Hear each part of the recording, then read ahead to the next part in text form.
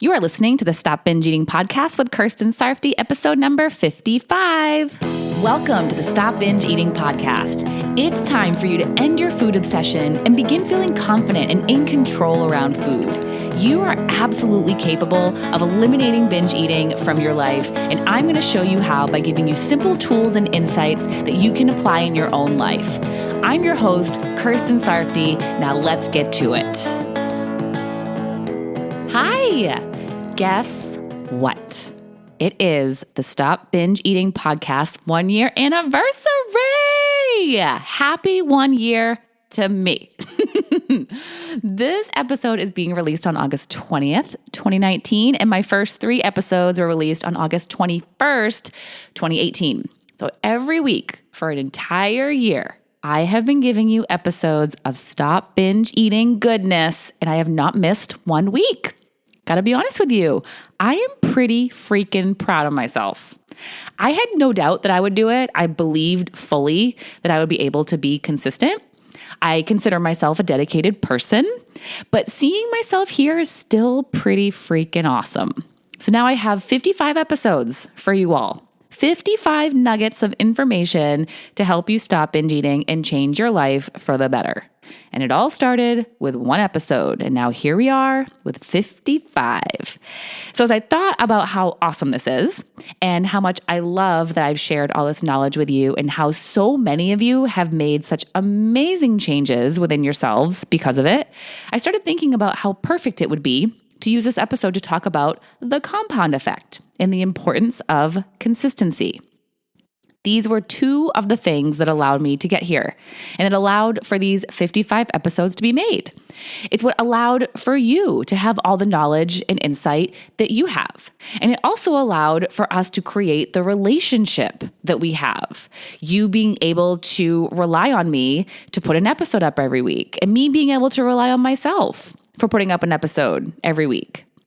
Because if I had just stopped at episode 10, as some podcasters do, or if I had never even started, as way too many people have done, then all of you and I would not be where we are today. But I did start, and I didn't stop. And you and I are both changed people. I've learned so much doing all of these. I've grown as a person doing all of these. And I hope you can say the same for yourself as a listener. So let's take a look at what got us here. The compound effect. What this is the effect of all the little decisions you make. It's the effect of the compounding of all your decisions. So you've seen how this effect has affected the podcast, all the decisions that I've made, which you don't see behind the scenes, but there have been a lot of them in the past year. But how has the compound effect affected your binge eating? It could be affecting it positively or negatively. Because every day you're making eating decisions multiple times a day. How are these decisions you're making adding up? What effect are you creating with those decisions? What are you compounding? Most of you are making too many decisions that give you instant gratification. You get to feel better right then and there, and the effect of all those decisions is that you become someone who is really good at making impulsive short-term pleasure decisions. In doing this, you miss out on the long-term, delayed gratification you get from holding off on the pleasure and the good feelings. And then what happens? You miss out on achieving your goal sooner and miss out on building the skill of not responding to urges and getting better at reacting to urges. You get better at binging. All those little decisions you make may not seem like a big deal at the time, but they are really when we look at the big picture. Imagine 30 days of giving into urges every day and 30 days of not giving into urges every day. Or what about 15 out of 30 days of either? It's going to make a difference, right? Each day may not seem like such a big deal. And that's why it's so easy for us to put it off until tomorrow or Monday or whatever day you choose. But if you keep saying tomorrow, then before you know it, another month or year has gone by and 0 progress has been made. So are you aware of the decisions that you're making and the impact they will have? Do you see what you're doing? Are you paying attention to them or disregarding them and forgetting them? Are you brushing them off like they weren't a big deal? Are you also believing that your decisions aren't really decisions? Because each bite you take, each food you buy, when you stop eating, those are all decisions that you're making. And the effect that comes from you making these seemingly insignificant decisions each time you do compounds into a result.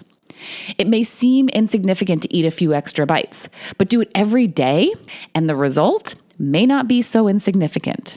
It may seem insignificant to buy those cookies each time you go to the grocery store, but the result of doing that over and over may not be so insignificant. You can look at exercise as an example. If you lift weights 3 times a week for a year, you're going to be significantly stronger than you were at the start of the year. If you don't lift any weights for a year, you're going to be the same strength. If you lift once in a while with no real consistency for a year, you're for sure not going to be as strong as you would have been had you done 3 times a week every week. Or look at the everyday things you don't even think about. What would happen if you didn't brush your teeth for a day? Maybe nothing. But don't do it for a year? Don't even come near me with those chompers. You don't have to be perfect. You don't have to do things perfectly in order to see your desired results. But if you want a specific goal, you have to make decisions that will move you toward it. Put in a certain amount of effort and be consistent with it. If you want healthy teeth and gums, you got to be consistent with your brushing. If you want to be physically stronger, you got to be consistent with your lifting. If you want to be better at not binge eating, you have to be consistent with not giving in to urges. Can you stop binge eating by not giving in to only 1 out of 5 urges? Of course you can, but it's going to take way longer than if you don't give in to 4 out of 5 or 5 out of 5. One time you didn't give in to an urge may not seem like it matters because you're focusing on all the times that you did give in, but do it over and over and you're building a skill. Skills need to be built, and they're built through consistency and repetition. I know that it's hard to see the bigger picture sometimes because you just want instant payoff and you want to see the change now, and you may not see anything. The scale may not go down because you chose to not binge one day.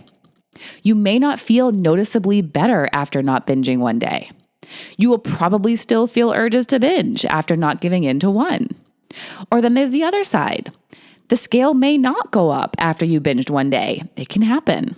You may not feel so terrible after one binge. But so what to all of it? So what if that one time didn't give you what you wanted or didn't give you a terrible result? Do you know what will happen if you keep doing it? Because I think you do, but you're not considering it. One binge may not be the end of the world, but what happens when you have one binge every week? You'll see the effects of that. Or what will happen if you don't give in to that urge to binge every day for a week? You'll see the effects of that. The question is, can you wait for it? We all want to reach our goals like yesterday. The trap that we fall into, though, is when we don't get it tomorrow, so we don't try as hard. Say you want to lose 5 pounds before you go on vacation in 2 weeks, but then you binge and there's no way you can make 5 pounds happen. So you just give up and never lose those 5 pounds or any pounds. So you're stuck with it instead of just getting back to work and losing what you can. If you keep making decisions that will move you in the direction to lose 5 pounds, then you will eventually lose 5 pounds. How long will it take? Depends on how consistent you are with your eating. Just know that each decision will compound into weight loss, weight gain, or weight maintenance. Each decision you make when it comes to your feelings and urges will compound into stopping your binge eating, making it worse, or keeping it the same. The compound effect is always at play. You're either compounding your binge eating habit or the other eating habits that you want. This is how huge change is created in our lives. It's small wins collected over time. If you want the results, you have to work for it. You have to do it and repeat it and be consistent.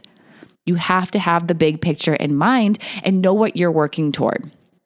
Know who you're going to become and what impact it will have on your life if you are consistent in your decision making. The impact that each little decision I have made regarding my podcast has resulted in me being able to help more women stop binge eating than I ever had before. I've been able to reach more of you and share more with you. And I get to dedicate all my work time to helping you all instead of just doing it when I have time. I think about that stuff when I'm deciding to prep a podcast or when it comes time to record and edit and all the other things that go into it. It would be so easy to just put it off and not do it. it wouldn't really matter in the short term. But the long-term effect of me continually not taking action would add up and create a result that I don't want. I want to be there for you and for me. Too often, when we're making our little decisions, we get focused on what we're going to miss out on. And right now, I'm missing out on relaxing and pleasurable activities. Would I rather be watching TV or outside walking around or hanging out with a friend? For sure I would, but I'm honestly not even thinking about all that stuff. I'm thinking about what I will gain from recording this, from doing this episode, not what I'm losing. Doing this podcast, I have already gained more integrity with myself, confidence in my ability to produce them, a sense of accomplishment by seeing that I did one every week for an entire year. And I also get to see the results you all are getting from having them available. I gain the satisfaction of knowing I'm doing something to help you as well. If I were to stop right now and go do something easier or more pleasurable, then I would gain some short-term pleasure, but lose all I would get from doing this work. And let's be real here. If I give myself permission to choose short-term pleasure over the long-term pleasure I would get from doing my work one time, I'm opening up the door to doing it again. If I was able to be okay with it this time, I might be okay with it next time and the next time. Then my compounding starts moving in the wrong direction. I start building the effect of being a person who doesn't do their work. So when you're making your decision to give into a binge urge or not, what will you gain with each decision? What will you gain from giving in? A moment of relief and pleasure and getting better at giving into urges. What will you gain from not giving in? A step closer to stopping binge eating, getting better at not giving into urges, and repeat this over and over, and you will get the impact that not binging will ultimately have on your life. Momentum needs to be started and continued, and it's consistency that is going to keep it going toward your goal and making progress. Because inconsistency will keep you starting and stopping. It's going to take so much longer to get where you need to go, and it takes more effort because you have to keep starting the momentum over again. It's a difference between driving a stick shift on a highway at one speed with no stops versus in traffic on the surface streets. You'll get there on the surface streets, but how much longer will it take? And how much more effort will it take to keep doing all that shifting? When I have a client and they are successful in changing their eating habits into being exactly what they want them to be, the compound effect and consistency are two important things that got them there. It was the effect of all their decisions they made and how consistent they were in doing the work. They decided to listen to me on the podcast or read my free download. They decided to sign up for a mini session. They decided to actually show up for the mini session and talk to me. They decided to invest in themselves and sign up to work with me. They decided to show up for all their sessions. They decided to do the work they needed to do in between sessions. It's all these decisions and more, especially in the doing the work in between the sessions part, that took them from someone who binges to someone who doesn't. It was their consistency in believing in themselves and showing up for themselves and doing what would benefit them long term that got them there. If they make a decision to not do even one of those things, then their progress will be stalled. The momentum will be stopped. They will make it harder for themselves in the long run.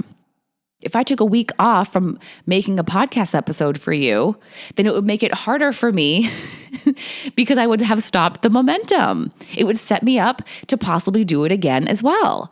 And I'd never allow myself to do that. There has not been 1 week in the last year that I slacked off. If I go out of town or take a vacation, I do an extra episode before I go. I'm actually going on vacation in a couple months and I'm already getting myself ahead. I'm preparing this one a week before I normally would so I don't have to come back from vacation and have to play catch up. Each time you slack, you're compounding your slacking. You're becoming better at slacking. Each time you give in to urges, you're getting better at giving in to urges. You're always getting better at something. Why not get better at the thing you actually want to get better at? It's not always easy, especially in the beginning. It's going to be challenging and hard, but you're going to do it anyway because of what it will build up to be. I remember a friend of mine telling me how he would look at empty lots where they're going to build a building and all that's there is a big hole with some construction equipment down at the bottom, and he'd feel so overwhelmed just looking at it. He's not a construction worker, just a guy, but just thinking about how long it's going to take and how much they need to do and they haven't even started, it's so much. We think that way too about our big goals, binge eating included. There's so much to do and we're at square one. The ultimate goal is so far away. And sometimes what you're really wanting, freedom around food, weight loss, confidence, feeling better physically, being healthier, all that stuff is too far that it seems like one binge won't matter. But it will matter because it will affect the amount of time it takes you to get there. So much time gets wasted because we give up. This time last year, you said you'd stop binge eating by now, and you haven't. Now it's going to be your reality next year. Are you going to make a series of decisions that will keep you in this spot or that will move you forward to where you want to be? What skills and actions and thoughts are you going to compound in your life? Which ones are you going to be consistent with having in your life? You get to pick each and every time you make a decision to eat something or to not eat something. Each bite matters. Each decision matters. Big change does not happen overnight. It doesn't happen with one decision. It happens after a series of many of them. You probably didn't get stuck in binge eating after one decision. It was many made over and over. You probably didn't know the effect these decisions would have. I had no idea where mine were leading me, but that's how you got here, one at a time. And that's how you're going to get out, one decision at a time. One, then another, and another, all moving you toward the big result, possibly with some mini results along the way, but possibly not. You got to keep going and believing you're on the right track, even when you're not seeing changes. You may not be able to see them, but changes are happening. You want the big goal. You want the big win. Big wins are made up of little wins, so win little. It may not seem significant in the moment, but it will make a big impact if you keep doing it. The decisions you make each day will determine the results of your life. So what decisions have you made today? What are you going to do today that will get you closer to your goal of stopping binge eating? This is my 1 year anniversary of my podcast. And if you want to have your 1 year anniversary of not binging, you got to do all the little things, be consistent, and compound the little decisions that will get you to your goal. And one more thing before I go. I am not one to ask for gifts, but I am going to ask you to give me one for my 1 year anniversary. Do you know what it is? It's a review. Leave me one. If you don't know how, email me at info@coachker.com and I'll show you exactly how to do it.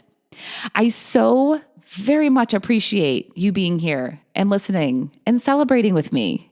Yay for the effect of compounding decisions and being consistent so that results come and come ASAP. I'll talk to you next time. Bye-bye. Thank you for listening to the Stop Binge Eating Podcast. If you like what you heard today and you want more, go to coachker.com/free. That's COACHKIR.com/free to get some awesome free stuff to help you stop binge eating.